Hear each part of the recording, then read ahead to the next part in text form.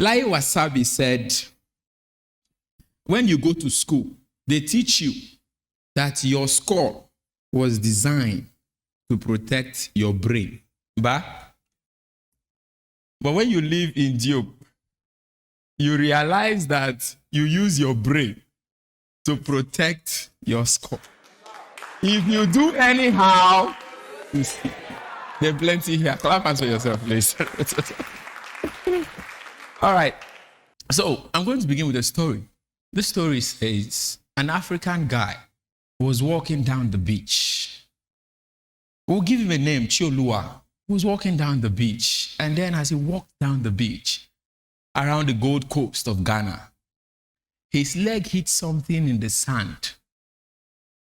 And as a curious African guy, he dipped his hand in the sand and he brought it out. And it was a lamb, a beautiful lamb.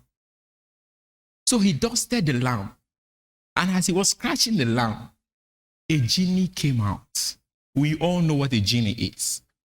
So the genie was so happy to be set free from the bondage it has been in for years. So the genie said to the African guy, I want you to make a wish. Just one wish. But then there is a condition to this wish. The condition is that for everything you ask, for the wish you will make, I am going to grant your worst enemy double. It meant that if the African guy had asked for a mansion, his worst enemy was going to get double of that. If he had asked for $100 billion, his worst enemy was going to get $200 billion. The African guy could not answer this question. Perplexed at the instance at which he needed to make this wish at that particular point in time. He thought about his worst enemy, how his worst enemy had put his family under subjection for years, had cost him the life of his loved ones and his wife. And so he couldn't make the wish. And then the genie said, okay, go home. Think about it. Come back tomorrow by 7 a.m. and make your wish. The African guy got home. He couldn't sleep. He thought about his worst enemy. And then the next day he came back in the morning only to ask that the genie takes off one of his eyes. That meant that we were going to take how many from his enemy? 2. The African mentality has made us in times past believe that there is just one throne. We will have to fight ourselves. We'll have to kill each other. And whoever sits on the throne is king. And whoever is not opportuned to sit on the throne is less of a human than the others. Are we together? Today, I am talking to you about revitalizing our communities.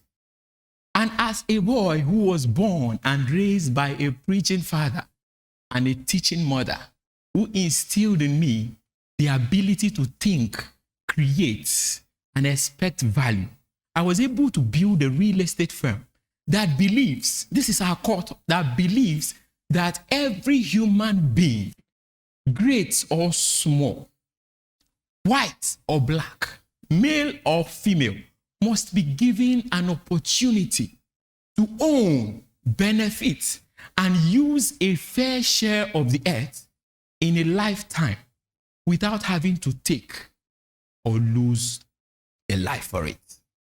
Are we together?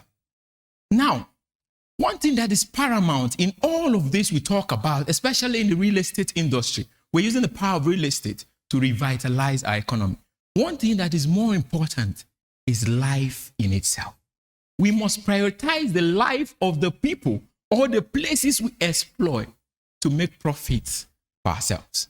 Now, I am coming to tell you that amidst the quest for creating wealth, amidst the pursuit to make financial freedom for ourselves, amidst all of that, I know that all of us as real estate companies, we are trying individually to disrupt the industry, to push boundaries and to set new standards as to what real estate can be within and outside Africa.